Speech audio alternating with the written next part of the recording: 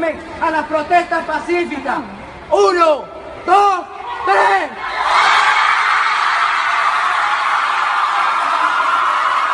Aquí estamos los estudiantes. Le hacemos un llamado a todos los liceos de todo el país. Súmense a esta protesta. Súmense, que esto es por la libertad de ustedes. Todos los liceos de toda Venezuela. Hagamos plantones pacíficos. Fuerza y mucha fe para todos. Joffrey Rodríguez nació en Maracay. Estaba estudiando, estaba terminando el bachillerato, pero estaba luchando por su país. Y va a contarnos la historia, porque estuvo inconsciente y estuvo en terapia intensiva por un balazo que le dieron en la cabeza, en una manifestación. Muchos se preguntarán, ¿qué es de aquellos muchachos del 2017 o 2018? Bueno, aquí tienen uno de ellos. Bienvenido, Joffrey. Cuéntanos tu historia. Naciste en Maracay. ¿En qué año? Primero que nada, bueno, gracias Napoleón por el espacio. Para mí es un honor estar acá en conversación contigo, con toda la audiencia que me escucha, nos escuchas. Yo nací en Maracay. Un momentico, el honor es mío. El agradecimiento es mío por luchar por nuestra patria, ¿okay? Y estar a punto de perder la vida, ¿no?, por esa patria, como muchos, ya tanto que hablan de Simón Bolívar, en la época de Simón Bolívar, perdieron la vida o quedaron mal. Bienvenido. Entonces me estaba diciendo que naciste en Maracay. ¿Qué más? Sí, en Maracay en el año 1999. Para el 2017, cuando estallan las protestas, tenía 18 años. Yo inicié como tal en política, lo que es activismo político, en el año 2014, mucho tiempo después de las primeras protestas de febrero de ese año. Ya digamos, dentro de organizaciones políticas, ya en lo que es el tema como tal, previo a las elecciones del 2015 de la Asamblea Nacional, eh, fueron años de trabajo, de construcción, digamos, de un liderazgo juvenil fresco que rara vez se veía en el estado de Aragua, y poco a poco fuimos haciendo, mi equipo y yo, diversas actividades, diversos eh, movimientos para obviamente demostrar que éramos algo distinto al status quo que estaba establecido en ese momento. Aragua era muy chavista en esa época, ¿no? Sí, Aragua siempre ha sido conocida como la cuna de la revolución, incluso, ya en Turmero, incluso de donde yo vengo, donde yo me crié, donde yo crecí, allá se pactó el fulano juramento del Samán de Güeres, de las tres raíces y todo lo demás a nivel ideológico del chavismo, pero se demostró ya a partir del 2015 que todo había cambiado, como en el resto de Venezuela. Ya se había desenmascarado completamente la verdadera intención del sistema chavista, ¿no? Justamente quien fue la idea de esas tres raíces, una profesora de historia llamada Irma Marxman, que mucho antes de que llegara Chávez al poder, ya se había enfrentado a él, ya se había desligado a él. Y eso que Chávez la utilizó, bueno, la utilizó no porque ella también quería ir, para las conspiraciones contra el gobierno en ese momento de Carlos Andrés Pérez. De todas formas, fuera quien estuviera en el régimen, que no fueran ellos, se iban a alzar, ¿okay?, alegando que violaban la Constitución. Claro que se violaba de vez en cuando la Constitución, y no solamente en el gobierno de Carlos Andrés, sino en todos. Pero bueno, pero no jamás como ahora. Claro. Pero tú dices que fue en el 14 cuando te interesó militar en la política. ¿Dónde empezaste a militar y por qué te interesó en el 14 meterse en la política cuando la mayoría de tus conocidos supongo que eran chavistas? Bueno, muchos, pero sin embargo de la familia y de mi familia siempre se estuvo claro de realmente el sitio que representaba el socialismo, lo que representaba la izquierda y regímenes colectivistas para una sociedad. O sea, éramos, digamos, en la clase de venezolanos que en ese entonces le respondían con el no vale, yo no creo. Ok, Y pero tu familia, tus padres, militaban en algún partido político no, así de militancia no, por y una tía tenían fue cierta que tuve la inclinación a herencia. algún partido político. ¿Mm? ¿Tenían cierta inclinación hacia algún partido político de esos que llaman del estatus? En aquel entonces realmente lo que apareciera como figura opositora, que en ese entonces se veía como alternativa, era por lo que obviamente se tomaba la elección, ¿no? Ahora, en cuanto a activismo, se inició fue por medio justamente de mi tía, en una reunión que se hizo en aquel entonces, era COPEI en ese entonces, ¿no? Y de allí fue que me interesó la política, era algo que a mí me llamaba la atención, pero no tenía el espacio donde, digamos, integrarme todavía, ya que siempre me ha interesado todo lo que son temas de historia, todo lo que son temas también de geopolítica, política internacional, política interna, economía, todo ese tipo de temáticas que siempre me han llamado la atención, me hicieron integrarme. ¿Qué Fueron sucede? varias las reuniones a las cuales te llevó tu tía. Esa fue la primera y ya de ahí Ah, en ¿y qué te adelante dijeron? ¿Por qué te interesó tanto? ¿Qué decían en esa reunión del partido COPEI? me llamó la atención mucho algo que hablaban, era la política al estilo misionero, ¿no? Al estilo puerta por puerta. Y era algo que despertó interés en mí, ya que estamos hablando del contacto con la ciudadanía. O sea, ya no es tanto solamente el comunicarme por medio de una pantalla, ya no solamente el comunicarme por medio de alguna cadena o por medio de como te digo, alguna pantalla. O sea, hacer, digamos, algo completamente genérico, algo completamente más de lo mismo, ¿no? Y me interesó justamente eso, porque ya es hablar directamente con la gente, ya es qué necesita la gente. ¿Y qué querías hablar con la gente? ¿Tú no hablabas normalmente con la gente antes de ese encuentro con el primer partido político?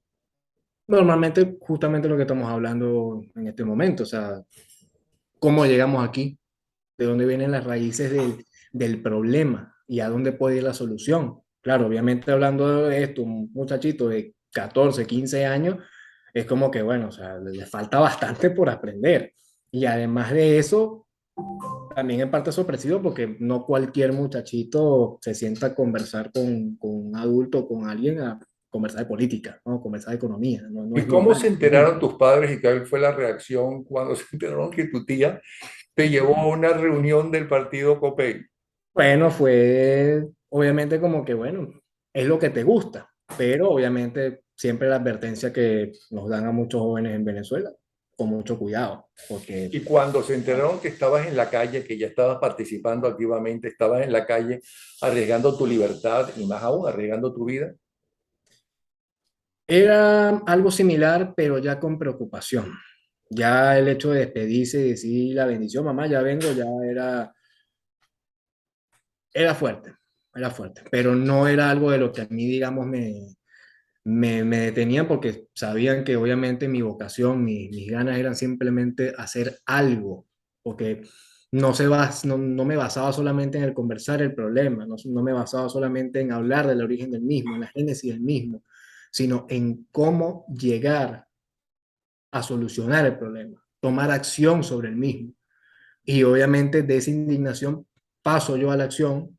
Había un pequeño asunto cuando inicié en política y era que no estaba en el espacio donde a mí me gustaba, inicialmente, ojo, porque uno joven siempre está donde está la juventud, donde estamos los nuestros, ¿no? Fue de allí donde me desligo de esta primera organización y de allí paso a formar militancia de Voluntad Popular en el 2015. Y allí como tal es que inicia ya la parte de liderazgo a nivel político juvenil dentro del Santiago Mariño, ya en Turmero.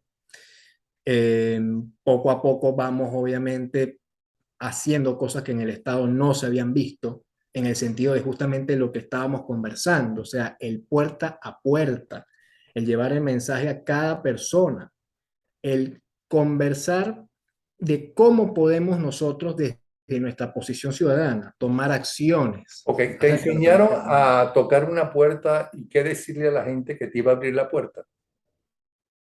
Obviamente no se basaba, digamos así, en tocar la puerta como si hablásemos, no sé, de testigos de Jehová, no, tampoco así. Pero ya digamos en el sentido de que independientemente fuesen de la posición política que fuesen, no solo presentarle un proyecto si de repente estaban interesados o no, sino qué necesitaba la comunidad, en lo más básico, qué necesitan, cuál es el problema que están viviendo acá. Hay una cloaca que está rota, hay algo que está funcionando, hay luces que no están funcionando. Bueno, vemos, así sea de denuncia, de cualquier forma podemos nosotros hacer algo. Pero si Y se bueno, hace te lo poco, denunciaban podemos. y ¿qué hacías? Una vez que te denunció la familia X del barrio tal, ¿no? Mira, aquí lo que Claro, hace falta, no, bueno, es que ni agua tenemos, mira cómo están las calles, pero mira, pero se nos va la electricidad. ¿Qué hacías con esa información? lo que obviamente hacíamos, así fuese pequeño, era empezar de hacer la denuncia ciudadana. Era lo más pequeño. Porque obviamente no podemos hacer nada si no tenemos un registro de lo mismo, si no tenemos un registro del mismo problema. Si no tenemos una evidencia de lo que está pasando, no se puede hacer prácticamente mucho. Y si bien, obviamente, el Estado, en este caso la alcaldía y la gobernación, no hacía nada, o sea, obviamente, no se llegaba mucho, pero al menos no nos quedábamos solamente con quejarnos, que era algo que muchas otras personas se quedaban, digamos, de Pero brazos ¿a cruzados. dónde llevabas y a quién llevabas esa información? Porque tú tocabas la puerta, Mm, escuchabas una información, exactamente hablabas con ellos para que te dijeran cuáles son sus problemas, a ver si se pueden solucionar, supongo yo. claro. Entonces, tú no podías solucionar nada, ni Voluntad Popular, ni COPEI, ni Acción Claro. Democrática, ni bueno, el MAS estaba con el régimen. No podían hacer nada. Lo que lo podían hacer en todo caso es la gente del PSUV y sobre todo el régimen que Ujú. está en Miraflores exactamente para hacer eso, porque ellos son empleados de nosotros los ciudadanos. Por Mm. eso es que los ciudadanos en una democracia colocan al presidente y a sus ministros y dan apoyo a un partido en ese momento y no a otro, o a uno más que a otro. ¿Ok? Entonces, ¿qué hacías con esa información? ¿A quién se la dabas? Bueno, al momento lo que hacíamos era subirlo a redes sociales y esperar que, digamos, y recibiéramos respuesta de los organismos públicos y al fin y al cabo quedaba en nada, una evidencia más de la poca respuesta que daban en aquel entonces los servicios a los ciudadanos. Y lo dejaban consignado en algún sitio para si llegaban al poder. Mira, en el barrio tal cosa, pasaba tal cosa, vamos a ver si ya se solucionó o no. Claro, obviamente todos esos registros los teníamos Pero y nosotros entonces, guardados. si todo eso lo tienen ustedes, ¿por qué ahora la gente se queja de que los dirigentes políticos ya no van y tocan las puertas? En líneas generales, porque yo he visto, por ejemplo, que Guaidó toca la puerta. Por lo menos Ujú. los videos los he visto. No sé cómo se llama, hasta qué punto. No sé si es el único. Supongo que no es el único, porque también veo que María Corina toca la puerta. Y Ujú. supongo que otros harán lo mismo. Yo no estoy informado de eso, pero estoy casi seguro, ¿no? Entonces, ¿qué Lo que pasaba? sucede es que ya actualmente son contados los que justamente hacen eso. ¿Por qué? Porque lamentablemente hemos caído en un círculo vicioso a nivel político y es que ya el que pretende ser dirigente no empieza desde abajo buscando liderar de forma constructiva a su comunidad. Ya directamente va a la sede del partido, ya directamente va a las reuniones, a los cogollos, como lo entendemos en criollo, a sencillamente hacer negociaciones para montarse por dedo. O sea, ya se pasa por encima Tengo de que cómo está el entender que presidente. esa gente, que espero que sean pocos, ¿cómo se llama? Lo que le interesa no es ser un líder político para cambiar el día a día de su país y de su gente en el país, es decir, no de su gente del partido Ujú. solamente, sino de la población, sino lo que le interesa es el poder. Claro, interesa solamente el poder por el poder mismo, independientemente sea a nivel partidista o a nivel público. ¿Cuándo descubres eso? Eso se descubre y razón por la ¿Cuándo cual tú lo justamente, descubres? ¿Cuándo tú lo ¿Mm? descubres?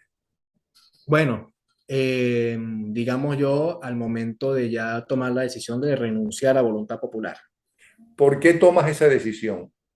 porque en el estado de Aragua, especialmente en el estado de Aragua, se vivía justamente eso. Estábamos hablando de Y personas. no lo denunciaste, no fuiste a tus superiores en el partido para decir, mire, mire lo que está pasando, esto no es el partido, ¿no? Que yo conocí o por lo cual yo me metí aquí. ¿Qué Ujú. está pasando? ¿Por qué está cambiando tanto la cosa? Porque allí, bueno, respondería con otra pregunta y es, ¿cómo se hace cuando esos mismos canales regulares de denuncia o digamos canales ¿cómo se llama? De poner orden, por así decirlo, dentro de una organización, están prestos a esta misma gente? Ahí está el problema. O sea, ¿qué hago yo cuando la propia organización, cuando los propios canales de orden de la misma están prestos para pasar por encima de los liderazgos juveniles, Ok, para pasar pero por espérate un encima de instante. los emergentes? Toda gente dirigente medio alto, etcétera, todo empresario medio alto, Ujú, todo cura medio alto, ¿ok? Eh, suele estar rodeado, y no porque ellos necesariamente lo quieran, por la gente más arribista, ujú. por la gente que te trata mejor, por la gente que desde afuera se ve como un adulante, pero desde adentro no se ve adulante, sino, oye, piensa como yo, puedo confiar en él, que son los que menos puedes confiar a la hora de la verdad, porque están buscando tu puesto, ¿no? O un puesto similar. Tú no puedes acercarte no podías acercarte en un momento o ir hasta la casa de tu dirigente mayor o uno de ellos y decir, mira lo que está pasando. Tú te estás dando cuenta que está pasando eso. Eso no se podía hacer o no se puede hacer. Al final ya yo sentía que no valía la pena realmente. Y ¿Por la qué? Si ruta, era en lo que tú creías, claro que vale la pena porque tú quieres luchar. claro, se quería luchar por eso, pero a nivel institucional no valía la pena porque no se iba a tomar en consideración eso. Además que estamos hablando de que no solamente era una organización que a nivel político estaba tomando este rumbo por el cual muchos activistas al tiempo decidieron tomar renuncia, sino que además eh, había algo que no me estaba gustando y era que la ruta que se había tomado era distinta a la que nosotros los muchachos, nosotros los jóvenes y no tan jóvenes incluso, tomamos la decisión en el 2017, que era salir a las calles y a Miraflores hasta que salga, cuando lamentablemente este grupo, esta élite, esta cúpula, toma la decisión de dar retroceso y empezar un supuesto proceso electoral. Ya de allí obviamente, o sea, tampoco era como que muy conveniente, ni mucho menos, ya no era algo que estuviese dentro de lo que uno ¿Ok? considerara justo. Pero estar en un partido Ujú. es estar como en es estar en una familia. Es tener ahí los amigos, es tener intereses comunes, ¿ok? Es como estar en un club. A mí me gusta el tenis, yo estoy en el club de tenis y tengo mis amigos y hago lo que quiero. A mí me Claro. gusta el básquet y hago eso. A mí me gusta la política y me gusta la política de esta forma y yo estoy con la gente que piensa como yo. ¿Qué fue? Pero un buen día tú dices, yo no sigo aquí. ¿Qué fue lo que pasó ese día? A pesar de que ya antes venías pensando, coño, esto no es lo que yo creía. ¿Qué fue lo que pasó ese día que tú decidiste hasta aquí llego con ellos? Por tres razones. La primera a nivel institucional, ¿Qué pasó ese día? ¿Ok? ¿no? Fíjate, ese día me acuerdo yo que estaba lloviendo las noticias y a ver, sí, sí, recuerdo que estábamos leyendo noticias y se decide postular y participar en las elecciones, en ese entonces eran las elecciones regionales, después de la constituyente de 2017 incluso. De ahí yo tomé la decisión, o sea, no me parece justo que le estemos lavando la cara a estos asesinos para postular las mismas personas que a nivel institucional, a nivel de partido por dentro, no a Pero nivel eso lo pensaste en la colectivo. noche del día en que al día siguiente fuiste a mandarlos para el carajo a todos ellos. Claro, claro. Y además de eso, o sea, con qué cara vienen a hablar de elecciones, vienen a hablar de elecciones libres encima, cuando sabemos todo lo que está pasando, todo lo que ha pasado, y faltaba saber lo que iba a pasar, y encima utilizando mi nombre, utilizando lo que uno sufrió en ese año, en ese 2017 para darse crédito político. Ya ahí en ese caso decidí finalmente pasar mi carta de renuncia y despedirme de ese momento de voluntad popular. ¿A quién le pasaste la carta de renuncia? Se la pasé primero a la directiva municipal y bueno, de ahí me dejé de ello. No sé si habrán tomado la carta o no. Nadie trató de convencerte de que te quedara, que no era tan exagerado como tú pensabas, que claro que hay defectos, pero que hay que seguir luchando para cambiar, entre otras cosas, el país y esos defectos. Todavía. Todavía incluso me contactan no solamente de Voluntad Popular, también de otros partidos, o sea, amistades que tengo que todavía están dentro de esa ¿Y qué te organización, dicen? que no hay que dejar de luchar, que no hay que dejar de tomar los espacios, que desde el naranja te queda mejor hasta vamos a seguir adelante, regresa acá y vamos a echarle, ¿no? Pero tú seguiste luchando porque cuando te pegan, dan la bala en el cerebro, ya no estabas en ese partido, tengo entendido, y además estabas estudiando al mismo tiempo en tu último año de bachillerato, o estoy confundido. Sí estaba en ese entonces dentro del partido. Estaba dentro del partido y en plenos conflictos por temas juveniles, incluso, más que todo por temas del mismo asunto que estamos hablando, la elección a dedo de autoridades por encima de el trabajo y el mérito que vienen haciendo dirigentes desde abajo. Pero ya después justamente de que a mí me disparan, ya en adelante Voluntad Popular busca también de abanderarse de mi ¿Recuerdas el caso. día de la primera manifestación a la que asististe? Sí. ¿Qué día? Eh, bueno, estamos hablando del 2013. La primera manifestación a la que yo asistí Sí. antes de ingresar a la política fue en 2013, cuando las elecciones Capriles Maduro, que se declaró el fraude y estábamos allá en San Jacinto. Nos retiramos obviamente antes, o sea, antes de que empezara, obviamente, a llegar la policía y todo lo demás, porque son la represión de parte del Estado. Había manifestaciones en las que sí asistí yo. La más fuerte antes del atentado fue el 19 de abril del 2017, en la cual casi incluso me pega una bomba lacrimógena en la cabeza, pero afortunadamente no pasó nada. Sí, obviamente había preocupación en la casa, había preocupación en el grupo de amistades, pero al fin y al cabo cuando se trata, o sea, lo que yo pienso personalmente, cuando se trata de voluntad, como él decía el mismo Simón Bolívar, o sea, echémonos el miedo a la espalda y démoslo todo por la patria. ¿Recuerdas el día en que cómo era la manifestación y el día exacto en que te pegaron el tiro en la cabeza y en qué parte te la pegaron? Fue aquí, para ser más exacto, fue el 26 de junio de 2017, un lunes. Se había convocado a una manifestación pacífica, un plantón en la redoma de las banderas, en la entrada de Turmero. En aquel entonces, obviamente, contra la constituyente, que ya era una protesta que veníamos también haciendo el movimiento estudiantil de estudiantes de educación secundaria, que venía yo dirigiendo, razón por la cual ya era bastante conocido y ya estaba fichado por el régimen en aquel entonces. Nos plantamos a eso de las 8 de la mañana, más o menos.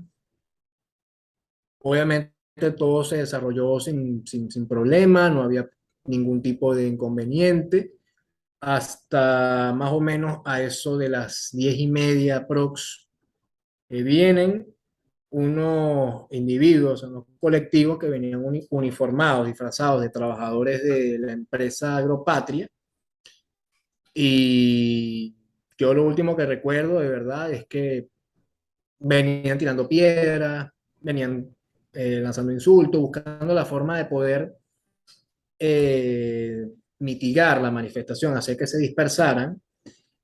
Y allí lo último que recuerdo es que fui a correr adelante, pues obviamente, ¿qué es lo que está pasando? O sea, yo también tengo que dar la cara acá, porque o sea, uno también está aquí como parte de la gente que está organizando esto, que está en esto.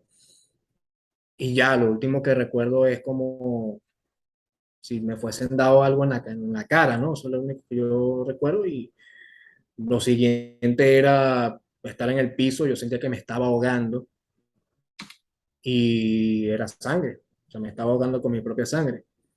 Me habían disparado con 38 desde una camioneta, según dicen testigos, y ya.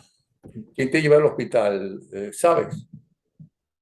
Eso fue, digamos, una serie de coincidencias, digo yo.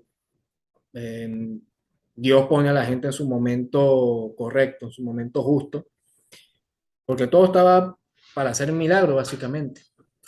Allí estaba la policía del estado de Aragua, me querían llevar en la patrulla del estado de Aragua, o sea, me querían montar allí los que estaban, los que me rescataron, para que me pudiesen llevar a un centro de salud. Incluso los policías apuntaron a los que me estaban llevando. No lo vamos a llevar, decía. Casualidad que en ese momento viene a quien nosotros llamamos a nuestro movimiento, nuestros los muchachos ya tuvimos, le llamamos cariñosamente esta madrina. Venía ella justamente pasando por ese lado de la avenida y ahí es que me ve ahí tirado en el piso y me recoge y me lleva al policlínico de Turmero. Yo llegué sin signos vitales, me le fui 3 veces a los médicos. Tanto era así que me cuenta uno de los médicos que me atendió. Él me dice, yo nunca había rezado tanto en un quirófano. Tanto era que él cuando terminó de remendarme la lengua, él, inmediatamente lo que me dijo fue, o sea, lo que dijo, ahí fue que se le vaya a otro, no a mí. A mí ya me daban por muerto. Y tú estabas totalmente inconsciente. ¿Cuánto tiempo estuviste inconsciente? Eso fue un lunes y ya yo tuve conciencia como tal el miércoles. Ok. Tuviste conciencia como tal el miércoles, pero no podías hablar. Mm. ¿Cómo hacías para comunicar? ¿Escuchabas lo que decían alrededor tuyo, lo que decían tus padres, lo que decían los médicos? Sí. Se escuchaba, bueno, obviamente uno en ese estado lo que escucha es como balbuceo, pero cuando ya yo despierto, yo lo que escucho es que una enfermera me comenta, me dice, está en el policlínico, te pasó esto. Yo obviamente no tenía cómo hablar, lo que me dieron fue una libreta, un bolígrafo y empiezo a escribir, pues como ¿Y puedo qué empezar a fue lo escribir. que primero escribiste? ¿Qué pasó? ¿Dónde fue? Me dice, no fue en la cara, fue un tiro. Y ya estoy bien, o sea, sí, estás estable. Y ya de allí, digamos que las primeras palabras con las que empecé mi segunda vida fueron gracias, Dios me los cuide. ¿Quién te iba a visitar? Primero la familia, mi mamá, mi abuela, mis tíos, amistades, obviamente. Tu tía, supongo yo. Y poco a poco, bueno, también o sea, amistades ¿Qué que ella decían tus apoyaba. padres? ¿Mm? ¿Qué decían tus padres? Bueno, lo curioso es que mi mamá se entera es llegando a la casa. Y pasó una curiosidad también muy interesante, y es que cuando ella ella estaba haciendo en ese entonces unos papeles de su universidad, y bajando del ascensor, ella se encuentra con un médico que ella lo identifica por la camisa, que va como desesperado, va como con un apuro. Ese médico era justamente o sea, el maxilofacial que me estaba operando la lengua, me estaba operando ahí de emergencia. Casualmente lo identificó fue cuando llegó a la clínica. A ella, cuando llega a la casa, la llaman y una vecina, lo que le dicen es Joffre. Lo primero que mi mamá preguntó fue dónde le dieron. Y ahí es donde le dice la cabeza. Y yo fue tomar como pudo, llegó a la clínica. Ella, yo sí digo que es más fuerte y más guerrera que yo. En ningún momento soltó una lágrima. Ella nada más lloró. Fue cuando le dijeron que yo estaba fuera de peligro.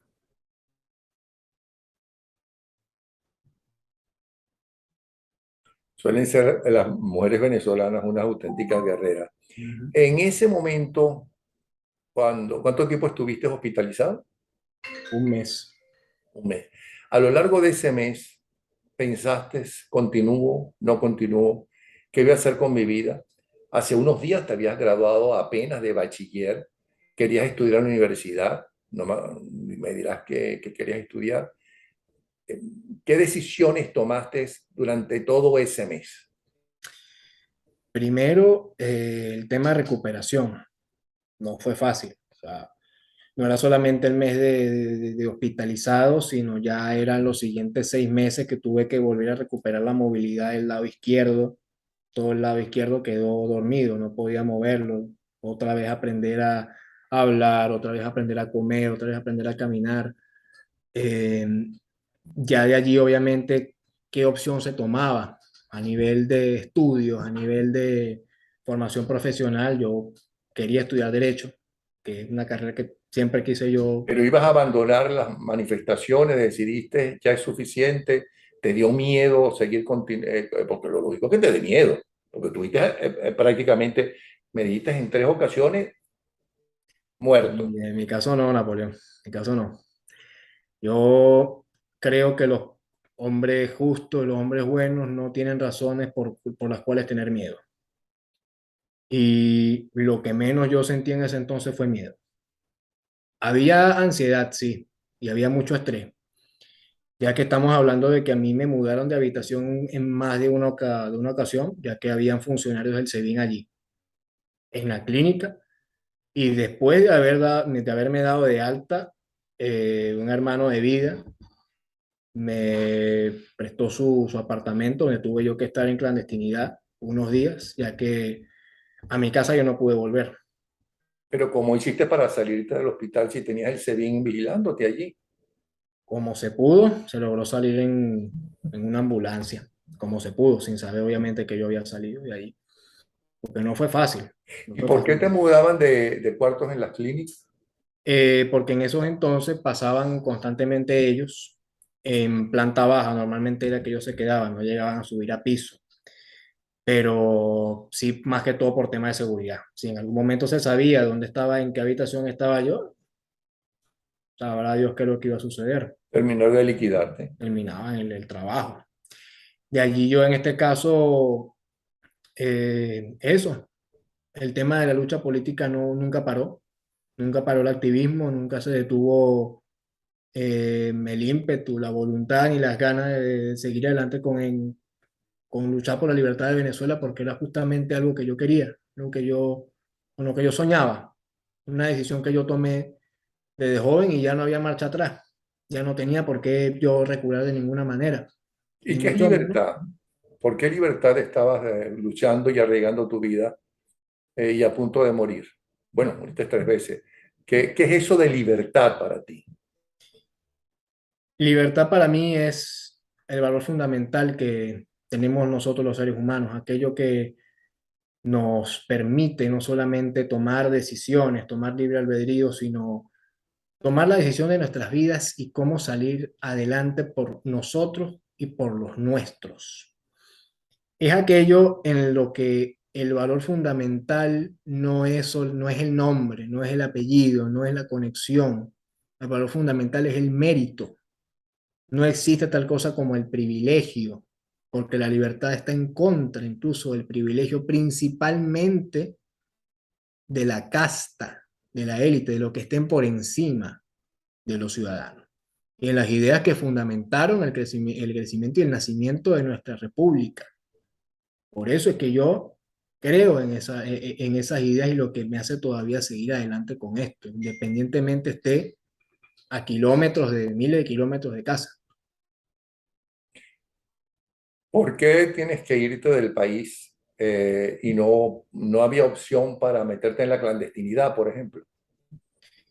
Pasó en una oportunidad, bueno, no una, sino varias, en las que todavía el SEBIN en actividades en las que yo asistía estaba allí presente, pasaban a veces frente a la casa a tomar fotos.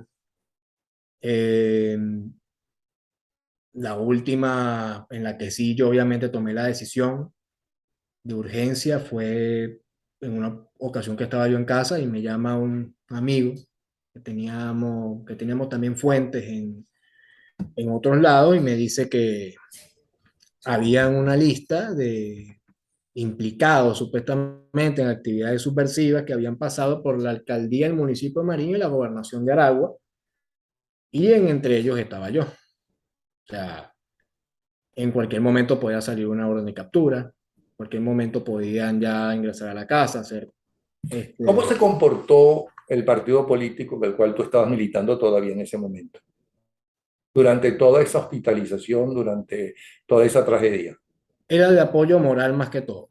¿Qué es el apoyo moral? Apoyo moral, o sea, estamos hablando de difundir, difundir la noticia, mantener digamos, comunicación por medios, pero hasta ahí nada más. Pero no te fueron a visitar, por ejemplo. Hubieron visitas, sí hubieron visitas, pero ya no era como solamente dar mira, vamos para adelante, Dios te bendiga, sigue luchando, eres un orgullo para la organización y tal, y qué sé yo, sino ya era más algo de foto, la foto por encima de cualquier cosa, ¿no? El yo lo vi, yo estuve con él, y por el yo lo vi, yo estuve con él, ya es mérito suficiente, ¿no? Y no me bastaba con eso. Jofre, perdona que te interrumpa, pero estamos cortos de tiempo. Durante todo ese tiempo y sobre todo después de lo que te pasó, ¿no? ¿Seguías pensando en lo mismo o querías llegar al poder tú, ¿no? Y si querías llegar tú al poder o que tu grupo llegara al poder, aclárame las dos cosas, ¿para hacer qué? Fíjense, respecto a llegar al poder o hablar en este caso del poder y la gestión del mismo, depende obviamente primero que nada o sea, de la intención de lo que queremos hacer, ¿no? Y de a dónde lo estamos encaminando. Yo te estoy preguntando a Mm, ti. ok. Tú querías llegar al poder. Tú todo Obviamente, eso lo hiciste para llegar al poder. para llegar al poder, y de que yo quiero llegar al poder, para hacer las cosas que yo quiero, los sueños que yo quiero para la gente, sí. En ese momento no se peleaba por poder y no se está peleando por poder. Se está peleando únicamente por los valores y principios de libertad que queremos hacer, por una república que queremos construir. Porque si nos ponemos a pensar en qué cargo quiero yo, en qué cargo quiere tal, en cómo nos vamos a repartir la torta, vamos a caer en el mismo juego y en el mismo círculo vicioso por el cual actualmente tenemos la Venezuela a nivel político que tenemos. Estás hablando en plural. ¿De quiénes hablan? ¿De quiénes hablas? En este caso, cómo los actuales dirigentes se reparten cargos políticos como obviamente para darse nombre, No, darse... no, ¿de qué grupo hablas tú en el cual entiendo que estás participando? En este caso, nosotros, primero que nada, somos no solamente ciudadanos que hayamos estado en luchas previas, no solamente de calle, cuando las protestas 2014, 2017, 2018, sino personas que también tenemos estas mismas ideas, que compartimos estas mismas ideas, que no luchamos solamente por querer una patria libre, sino preservar esa patria libre. No solamente estamos hablando de miembros de la resistencia civil, que en ese entonces estuvo activa y ahora está activa a nivel operativo, sino también profesionales, sino también personas como yo, que a pesar de no contar, digamos, con una pared llena de títulos, por así decirlo, tenemos los conocimientos para poder, en este caso, aportar al futuro de la nación algo que finalmente rompa con los pasados históricos que hemos tenido que nos han llevado a los errores que desembocaron actualmente en la situación que estamos viviendo. No me respondiste por qué no optaste o si podías optar por la clandestinidad o irte del país, ya que te estaba persiguiendo el SEBIN. Obviamente cuando ellos ya tienen a alguien fichado, ya es difícil mantenerse en clandestinidad. Y además de eso, estamos hablando de un estrés constante, una Pero es que había preocupación. alguna organización realmente buena para mantenerse en la clandestinidad o es que tú no la conociste o no la sabías. ¿Cómo No, es que sería? independientemente de la organización en la que uno estuviera, se iba era por el nombre de uno, no solamente por la organización. Ujú. Y además de eso, no solamente por uno, por la familia. La preocupación principal era el resguardo de mi familia, de mi mamá principalmente, con quien yo vivía. Tomamos la decisión urgente de salir y el primer destino al que tomamos ruta, a donde nos llegaba, digamos, la cobija y en un nivel de desespero tal, porque no teníamos documentación de viaje, a mí no me querían sacar ni siquiera una cédula, el gobierno me bloqueó por completo eso, era Perú. Y Ah, tomamos y la te fuiste decisión. con tu familia, con tus padres. Me fui con mi mamá y unos tíos, nos fuimos para allá. Tú siempre hablas de tu mamá y no hablas de tu papá. Es que estaban divorciados, Sí, sí, soy hijo de padre y divorcio. pero estuvo respondiendo como padre o porque estaba divorciado, como sucede tantas veces, entonces se olvidan de ese hijo que tuvo con su esposa y en cambio actúan bien con los hijos de la mujer con que están empatados ahora, aunque no sean sus hijos biológicos. Bueno, en el caso de él, digamos que fue algo similar, pues, pero al fin y al cabo no es algo así que me haya afectado ni que me afecte al ¿Qué fin. edad tenían cuando se separaron? O tenía yo que 4 años, estaba chiquito. ¿Y quién sustituyó para ti el papel del hombre, del padre? ¿Un abuelo o un tío? ¿Quién lo sustituyó? Mi abuelo, mi abuelo. Y volviste a hablar, porque a los 4 años, Ujú. pero después volviste a ver a tu padre y hablaste con él. No, pocas veces, y la última vez fue cuando estuve hospitalizado, pero de allí en adelante no, o sea, con desconexión total. Y bueno, al fin y al cabo, uno tiene que salir adelante, ¿no? Seguir adelante con la vida, no es Sí, seguiste algo para... adelante, pero lo necesitas. No, realmente yo siento que no me haya faltado así nada, así, digamos, ni a nivel de crianza, ¿no? Que digamos era necesaria, así. A nivel de cariño, a nivel de respaldo. Contaba más que todo con mi mamá y mis abuelos. Por eso no me sentí afectado a nivel de emocional, ¿no? Digamos. Se van a Perú, pero están poco tiempo en Perú. Sí, más que todo porque Perú en aquel entonces representaba para los refugiados, ya en este caso, refugiados y exiliados, una oportunidad para por lo menos tener o buscar tener una vida tranquila, ¿no? Ya uno buscaba una vida tranquila. Eh, pero sin embargo, no fue muy tranquila del todo, ¿Por qué? porque lamentablemente en Perú sucedió, al igual que en muchos países de Sudamérica, que el chavismo dejó de operar no solamente a nivel interno dentro del país, sino a nivel externo. Ya eran operadores del chavismo fuera del país, ya eran agentes del SEBIN fuera del país, ya eran ex colectivos y desertores, entre comillas, fuera del país, que incluso sabían quién era yo. Me pasó en una ocasión en Perú que uno de los justamente desertores, entre comillas, del SEBIN, me reconoció junto con eh, un amigo, gran hermano de lucha, David Olivero, que fue preso político también del régimen, a quien también identificó. Y obviamente al decirnos quiénes somos, ya ahí fue como que, bueno, estos están acá también. Ya fue la primera alarma que empezó a dispararse. Y ya la segunda, a los pocos meses de ya yo tomar la decisión de salir de Perú, fue en la última actividad política que la que yo asistí, en este caso en la que estaba Leopoldo López, y de ahí en adelante había afuera del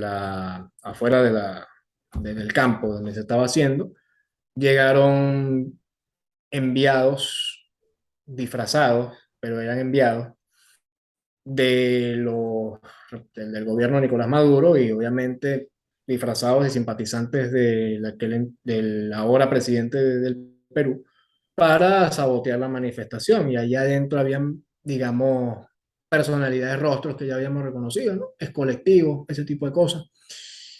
Y ya de ahí se tomó la decisión. Era mucho riesgo y el Estado peruano no daba mucha seguridad en ese entonces, no dio seguridad.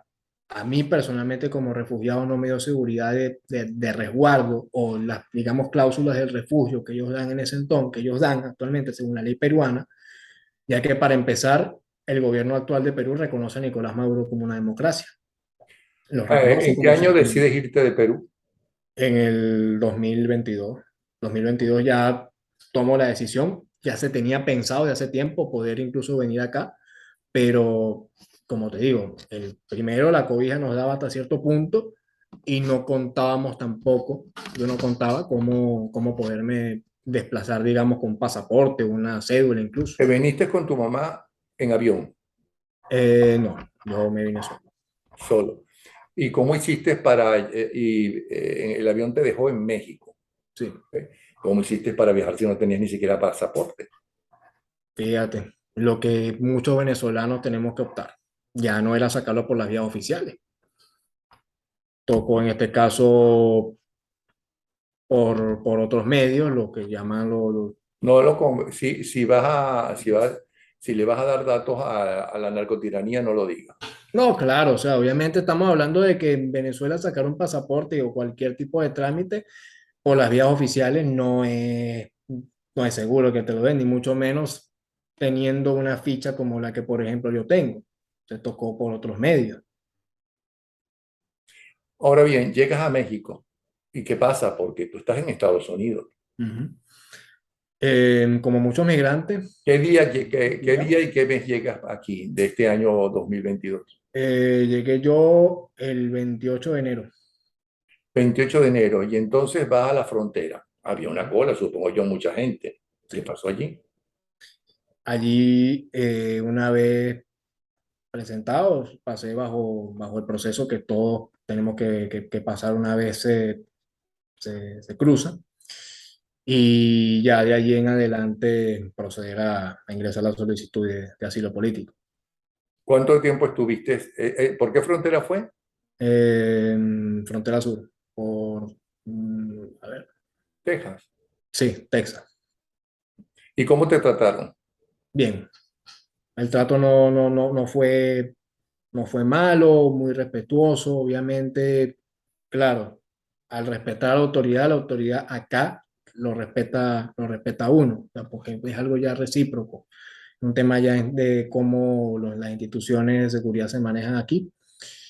Muy distinto, obviamente se tomaron los datos, se procedió obviamente con escuchar el testimonio y ya de allí a los días ya que fui, vino obviamente el paro y ya obviamente ya procedí a dirigirme primero llegué a California, donde estuve allá unos meses y ya, bueno, el resto es historia, ¿no? Procedimos con lo poco que se pudo operar y con los pocos recursos que, digamos, pude incluso yo mover, eh, pude entrar como delegado juvenil de Venezuela a la Cumbre de las Américas celebrada en Los Ángeles en junio.